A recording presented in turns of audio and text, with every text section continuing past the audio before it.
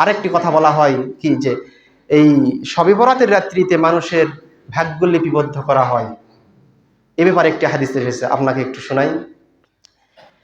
আয়েশা রাদিয়াল্লাহু আনহার সূত্রে হাদিসটি বর্ণিত রয়েছে। একদা আয়েশা রাদিয়াল্লাহু আনহাকে আল্লাহ রাসূল সাল্লাল্লাহু আলাইহি ওয়াসাল্লাম বললেন, আয়েশা তুমি কি জানো আজকের রাত্রিটি কি রাত্রি? তখন আয়েশা সিদ্দিকা রাদিয়াল্লাহু আনহা বলেন, আজকের রাত্রিতে কি রয়েছে? আল্লাহ রাসূল বলেন, শোনো, ফিহা আন ইকুতাবা কুল্লু মাউলুদিন মিন বানি আদম ফি হাযিহিস সানাত।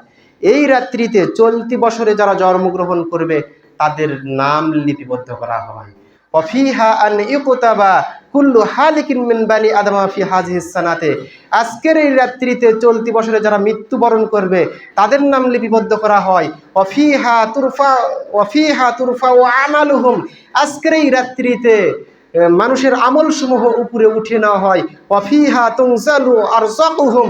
এবং আজকের এই রাত্রিতে মানুষের জন্য রুজি নাজিল করা হয়, অবতীর্ণ করা হয়।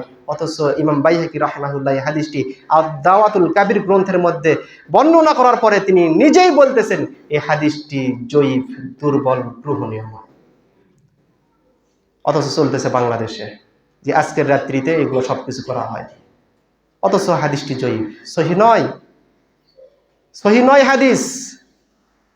ইমাম আহমদ বিন হাম্বল তিনি বলেছেন এই হাদিসটি গ্রহণীয় নয়।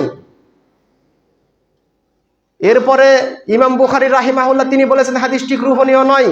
এরপরে ইমাম ইবনু হিব্বান রাহিমাহুল্লাহ তিনি বলেছেন হাদিসটি জাল হাদিস।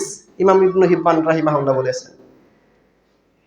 তাহলে শবে বরাতকে লক্ষ্য করে আমরা যা করি সম্পূর্ণ ফালতু, সম্পূর্ণ ভিত্তিহীন, সম্পূর্ণ জাল, সম্পূর্ণ বানোয়াট। কোনো কিচ্ছু করার প্রমাণ কোরআন হাদিসে কোথায় নেই।